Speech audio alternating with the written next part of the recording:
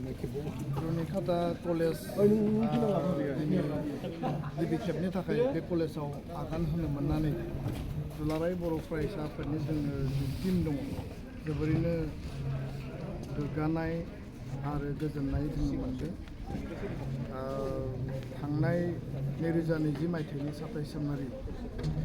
बर' पिस accord बा BTR एग्रिमेन्टनि गेजेरजों 6.3 जि मोनसे दफा दङ बे दफानि आधाराव आसाम सरकार आरो बिटिआर काउन्सिल मोनसे जयेन्ट एफर्टनि गेजेरजों आरो दुलाराय बर' फरायसा आफादनि दाबि आरो बे एकर्डआ जिहेतु एबसु आरो एनडिपि इउबिपिनि गेजेराव जालांदोंमोन बे सोलोंथाइखौ जौगाहोनांगौनि सार्थआव जोंनि ओनसोलाव थानाय कलेज आरो स्कुल जिखिनि भेन्सार जानानै दङ बेखौ प्रभिन्सियेलाइज खालामनायनि जि दफा बे दफानि कमिटमेन्ट बायदि 10टा कलेज प्रभिन्सियेलाइज खालामनाय खोथाखौ गिबि मन्थ्रि बिथाङा होदोंमोन आरो बे 10टा कलेजखौ गासै बिथिंजों नायबिजिरनानै बिटिआर काउन्सिलखौ अथराइज खालामनाय जादों आरो काउन्सिला गासै बिथिंखौ नायबिजिरनानै डिपार्टमेन्टेलि मोनबा जिल्लायाव मोननै सेनियरिटिखौ नायनानै बिनि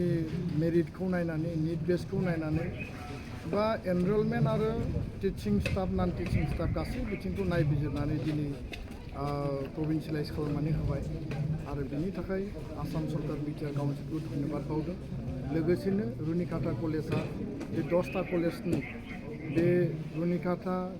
गुरुबासा सान्तिपुर आरो दादगिरि बे गुवार ओनसोलाव जे मोनसे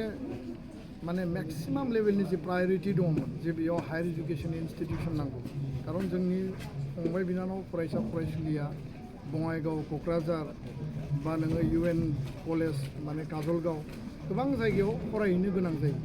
चयसा आलदा आलदा थानो हानाय गावबागाव चयस मथे फरायसा फरायसुलिया फरायगोन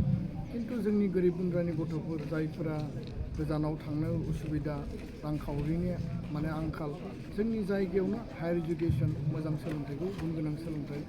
क्वालिटि इडुकेसनखौ मोननांगौ आरो दिनै रुनिखाता कलेजआ बे गुवार ओनसोलाव मोनसे सिंगल एन्टिटि मोनसे आइडेन्टिटि लानानै जि प्रभिन्सियेलाइज मोनसे जि खालामजाबाय बा प्रभिन्सियेलाइज जाबाय बे जोंनि थाखाय जोबोरैनो बाख्नायथाव आरो गोदान मोनसे सान गोरलै बेयाव ओंखारबाय गियाननि जि मन्दिर आरो बे सान गोरलैखौ नर्मेलि साना फुंबिलिनि 5टायाव सोरांनानै गोजां बोथोर दा समाव मोनाबिलि 4टा बाजियाव जेरैबायदि हाबो बे नेचारेल मोनसे कर्स खिन्थु सोरांनि बे गियाननि जि मन्दिर रुनिखाता कलेजनि जि मोनसे साना जे उदय जाबाय ओंखारबाय बेखौ जों मालाबा हाबनो होनो हाया आरो बेयाव जोंनि गासै बे ओनसोलनि फंबाय बिनानाव फरायसा फरायसुलिया सोलोंथाइ लानायनि गेजेरजों गावनि जिउखौ दागोन गावनि जिउनि थांखियाव सहैगोन आरो साफा सुबुं धोन हिउमेन रिसर्स हिसाबै गावखौ गायसननो थाखाय साख्रि बाख्रिनि बेलायावनो होन समाजाव लिडारशिप होनायनि बेलायावनो होन गुबुन फिल्डआव रुनिखाता ओनसोलनिफ्राय आसाम नाङै गुबुन जायगायाव लिडारशिप लाहैनांगौ बा जोङो इमप्लयमेन्ट आरो माने एंगेजमेन्टनि जि बेला बे लेभेलाव जोङो जायगा आवग्रिहैनांगौ होमब्लासो जोंनि फंबाय बिनानाव फरायसा फरायसुलिया गावनि जिउनि थांखिखौ जाफुंसार होनो हागोन दा बेखायनो बिथांमोना दिनै कलेज प्रभिन्सियेलाइज जानायनि उनाव मोनसे हाबाफारि लादों आरो बे हाबाफारियाव बैसोगोरा गुबुन हारिनि बर' हारिनि दैदेनगिरि बिबानगिरि एबसुनि चिरां जिल्लानि आफादगिरि गाहाय नेहाथारि एबसुनि गाहाय नेहाथारि खनेन्द्र बसुमतारी आरो गोबां दैदेनगिरिफ्रा बाहागो लादों आरो बेयाव जायगानि हिसाबै जिबिनि चेयारमेन हिसाबै डक्टर सांग्रां ब्रह्म बिथाङा जि मोनसे डाइनेमिक लिडारशिप लादों थारैनो बाख्नायनांगोन आरो बिनि कलेजनि प्रिन्सिपाल डक्टर बिजित ब्रह्म बिथांमोननि जि मोनसे इनार्जेटिक मेंनो रोङि जि मोनसे नाजानाय बे जोंनि थाखाय माने बाख्नायथाव गोजोननाय मोनदों आरो उननि समाव बे कलेजखौ मोनसे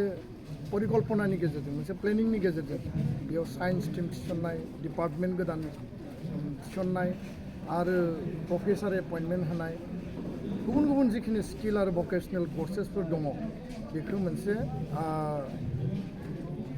बे साहा ओनसोलाव इन्ड' भुटान बर्डारनि खाथि बे जायगायाव मोनसे स्टेट लेभेल आरो नेसनेल लेभेलनि मोनसे सेन्टार अफ एक्सेलेन्स हिसाबै ग्र' खालामनानै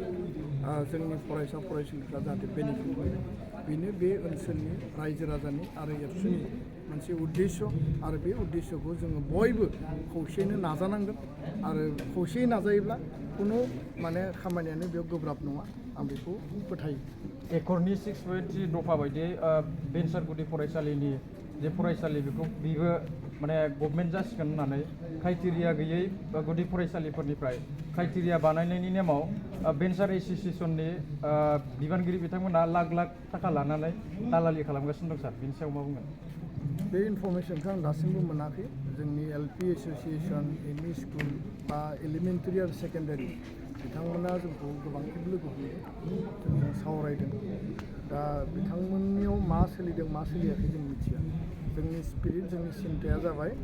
एकर्डनि दफा बायदियै आसाम सरकारा स्कुल प्रभिन्सियेलाइज खालामनांगौ। बर' मिडियाम, एसामिस मिडियाम, जि मिडियामानो जाया माने बिटिआरआव गासैबो मिडियामा प्रभिन्सियेलाइज जानांगौ आरो आउटसाइड बिटिआर, आउटसाइड बड'लेण्ड बर' मिडियामा प्रभिन्सियेलाइज जानांगौ। बिनि थाखाय थांनाय जि जथुम्मा गिबि मन्थ्रिजों बेयाव मोनसे माइन'रिटि तयार खालामनाय जादों, जेराव हायार सेकेन्डारि बा जुनियर कलेज, सिनियर सेकेन्डारि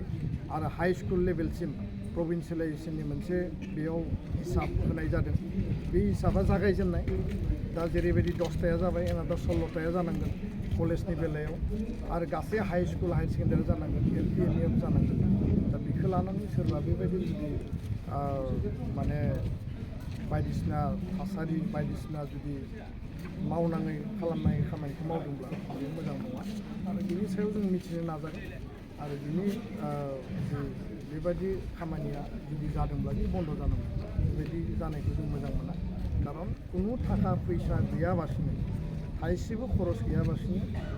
माने फ्रि एन्ड फेयार स्कुल आरो कलेज प्रभिन्सियेलाइजेसना जानांगौ आरो कलेजनि बेलायावबो